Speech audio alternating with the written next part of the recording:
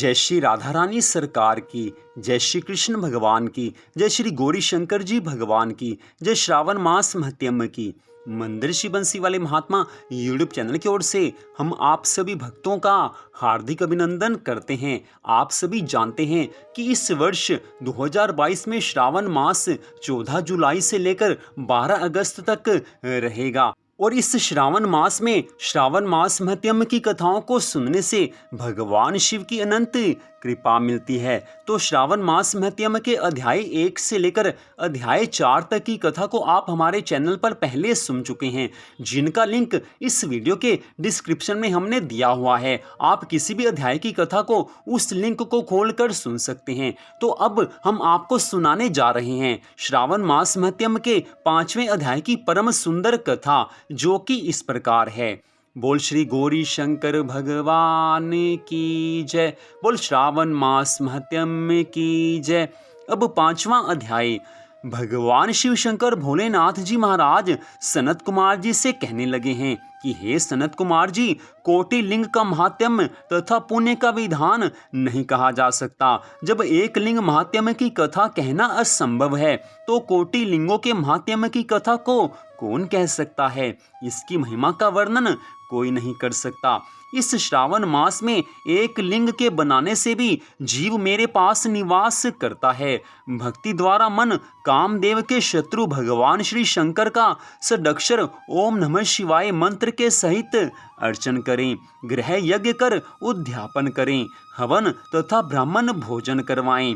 इस तरह व्रत को करने से असमय में मृत्यु नहीं होती। इस मास का व्रत के सहित लिंगार्चर बंध्यात्व को हरण कर संपूर्ण आपत्तियों को दूर करता है। सभी दुख दूर होते हैं और भगवान की कृपा मिलती है। सब ऐश्वर्यों की वृद्धि करवाने वाला है। हे मुनिवर, जो प्राणी पंचामृत से श्रावण मास में अभिषेक करता है, वह इस देह को छोड़कर कैलाश में मेरे समीप आकर एक कल्प तक निवास कर सकता है। वह प्राणी पंचामृत पीने वाला, गौ तथा धन आदि से युक्त, अत्यंत मधुर भाषी त्रिपुरासुर हंता श्री शिव भगवान का प्रिय होता है। जो इस महीने में पत्तल पर भोजन करता है, वह सोने के पात्र में भोजन करने वाला होता है तथा शाक त्यागने मात्र से शाक का करता होता है। मनुष्यों में उत्तम होता है। जो इस श्रावण मास में भूमि पर ही शयन करता है, वह कैलाश में निवास करता है। जो इस श्रावण मास में अति सुबह एक दिन भी नहाता है, उसे 1 महीने के नहाने का फल मिल जाता है। इस महीने में जितेंद्रिय होने से इंद्रिय जन्य बल प्राप्त होता है। इस महीने में स्फटिक मणि, पाषाण, मिट्टी तथा मरकत मणि निमित्त शिवलिंग में या स्वयं उत्पन्न हुए या बनाए हुए या पिसान निर्मित या पीतल आदि, चंदन, मक्खन या किसी और चीज द्वारा निर्मित शिवलिंग में एक बार अर्चन करने मात्र से 100 ब्रह्म हत्या भस्म हो जाती हैं। सूर्य ग्रहण, चंद्र ग्रहण, अन्य किसी सिद्ध क्षेत्र में लक्ष्य जप करने से जो सिद्धि कही गई है, वह इस महीने में सिद्धि एक बार जप करने से मिल सकती है। दूसरे समय में किए गए नमस्कार तथा प्रदक्षिणा से जो 1000 वर्ष में जाकर फल मिलता है, वह फल इस श्रावण मास में एक बार करने मात्र से मिल सकता है। हे मुनिवर, मुझे प्रिय इस श्रावण मास में देव पारायण करने पर सब वेद मंत्रों की अच्छी तरह से सिद्धि हो सकती है। इस मास में बिना पुरुष सूक्त पाठ के एक दिन भी ना बितावें।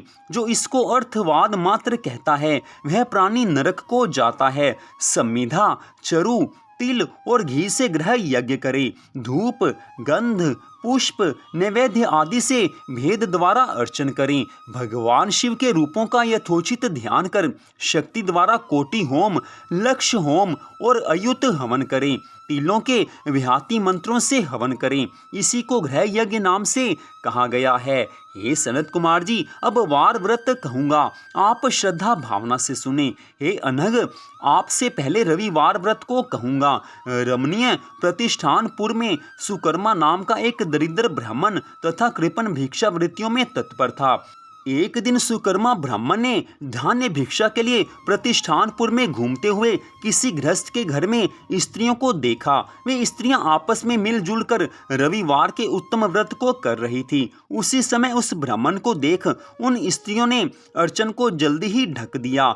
उस ब्राह्मण देव ने उस स्त्रियों से अर्चन विधि को जानने की जिज्ञासा की है।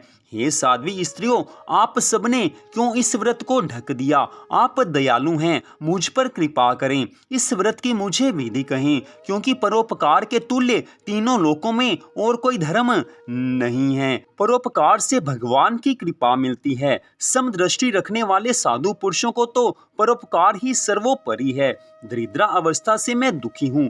इस उत्तम व्रत के बारे में श्रवण कर मैं भी इस व्रत को अवश्य करूंगा। इस व्रत के विधान तथा फल को मुझसे कहिए। उस समय स्त्रियों ने कहा है कि हे द्विज, यदि व्रत में उन्माद या प्रमाद, विस्मरण, भक्तिहीनता या अनास्था से इस व्रत को करेंगे तो इस व्रत को तुम्हें कैसे दें? उनकी ऐसी वाणी को श्रवण कर उस उत्तम ब्राह्मण ने कहा है कि हे स्त्रियों, मैं ज्ञानी तथा भक्ति युक्त उत्तम व्रत को करने वाला हूँ। इस तरह उसकी वाणी सुनकर उन स्त्रियों में से एक प्रौढ़ा स्त्री ने रविवार के व्रत तथा उसकी विधि उस ब्राह्मण से कही है। श्रावण मास के शुक्ल पक्ष के पहले रविवार को मौन होकर उठे, ठंडे पानी से स्नान कर नित्य कर्म करके पान के पत्ते पर 12 परिधि वाला मंडल लिखे, उसको लाल चंदन द्वारा सूर्य नारायण के तुल्य गोलाकार लिखे। उस मंडल में संज्ञा नाम वाली स्त्री के सहित सूर्य का लाल चंदन से पूजन करे। घुटना जोड़कर भूमि पर स्थित हो सूर्य के 12 मंडलों पर अलग अलग लाल चंदन से युक्त लावा तथा जपा अर्थात ओढ़हुल पुष्प से युक्त अर्ध को श्रद्धा भक्ति से सूर्य नारायण को देवें। अर्ध को रक्ताशत, जपा पुष्प और उपचारों द्वारा युक्त करें। नारिकेल बीज और खंड शर्करा से युक्त सूर्य के मंत्रों को कहकर नैवेद्य देवें। सूर्य के 12 मंत्रों द्वारा स्तवन करें। 12 बार नमस्कार करें, 12 बार प्रदक्षिणा करें और 6 सूत को एक में मिलाकर उसमें 6 ग्रंथि लगावें। उस सूत्र को सूर्य नारायण भगवान को अर्पण करके उसे अपने कंठ में बांध लेवें। 12 फल से संपन्न वायन ब्राह्मण को देवें। इस व्रत की विधि केवल श्रद्धा भावना वाले भक्त को ही कहनी चाहिए। हे विप्र, यों व्रत के करने से निर्धन प्राणी धनवान हो जाता है, पुत्रहीन प्राणी पुत्र को प्राप्त कर सकता है, कोढ़ी कोढ़ से छुटकारा पा जाता है, सभी मनोकामनाएं पूरी हो जाती हैं।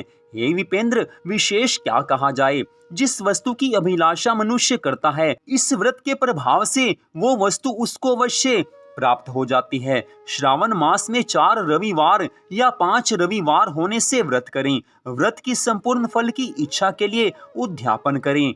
हे विपेंद्र, इस प्रकार व्रत करने मात्र से सिद्धि प्राप्त होती है। वह ब्राह्मण उन साध्वी स्त्रियों को नमस्कार करके अपने घर चला आया। घर आकर जैसा सुनकर वह आया था, घर आकर उसने वही विधि अपनी दोनों कन्याओं को भी बताई है। उस व्रत के सुनने से और अर्चन तथा दर्शन मात्र से ही दोनों कन्याएं देवांगनाओं के तुल्य व्रत विधि के प्रभाव मात्र से सुंदर हुई हैं। उसी दिन से उस विप्र के घर में लक्ष्मी का निवास हो गया। धन धान्य से संपूर्ण उसका जीवन हो गया। अनेक रास्तों से अनेक निमित्तों सहित वह ब्राह्मण उस दिन से लक्ष्मीपति हो गया। किसी राजा ने उसी ब्राह्मण के घर के समीप रास्ते से होकर निकलते हुए अति उत्तम उसकी दोनों कन्याओं को बरामदे या खिड़की पर बैठे देखा। दोनों कन्याएं अपनी देह के अवयवों से त्रिलोक के संपूर्ण उत्तम चीजों को तथा कमल और चंद्रमा को भी अपमानित करती थी, अर्थात बहुत ही सुंदर थी। उन बालिकाओं को देखने से राजा मोहित हो गया और क्षण भर वहां पर ही स्थित हो गया। राजा ने उस समय ब्राह्मण को बुलाकर उन दोनों बालिकाओं के लिए याचना की है। ब्राह्मण को प्रसन्नता हुई है। उसने अपनी दोनों बालिकाओं का विवाह उस राजा के साथ कर दिया है। वे दोनों बालिकाएं राजा को स्वामी के रूप में प्राप्त होकर प्रसन्न हुई हैं। प्रसन्नचित हो बालिकाएं इस व्रत को करके पुत्र पौत्र आदि से युक्त हुई हैं। हे सनत कुमार जी, बड़े अभ्युदय को करने वाले इस व्रत को आपसे कहा है। इस व्रत को जो भी भक्त श्रद्धा भावना से करेंगे उनको संसार में सभी तरह के सुख प्राप्त होंगे, उनकी सभी मनोकामनाएं पूरी हो जाएंगी, उन पर भगवान की कृपा हमेशा बनी रहेगी। इसलिए इस उत्तम व्रत का अनुष्ठान अवश्य करना चाहिए। तो यहीं पर श्रावण मास महत्म के 5वें अध्याय की कथा का विश्राम होता है। मंदिर श्री बंसी वाले महात्मा यूट्यूब चैनल की ओर से आज की इस कथा को सुनने के लिए आप सबका हार्दिक धन्यवाद। भगवान श्री राधा कृष्ण जी की, भगवान श्री गौरी शंकर जी की श्रावण मास महत्म की अनंत कृपा सदा आप सब पर, आपके परिवार पर बनी रहे। इसी मंगल कामना के साथ जय श्री राधा रानी सरकार की, जय श्री कृष्ण भगवान की, जय श्री गौरी शंकर जी भगवान की, जय श्रावण मास महत्म की। ओम नमः शिवाय। जय जय श्री राधे, जय जय श्री राधे, जय जय श्री राधे श्याम।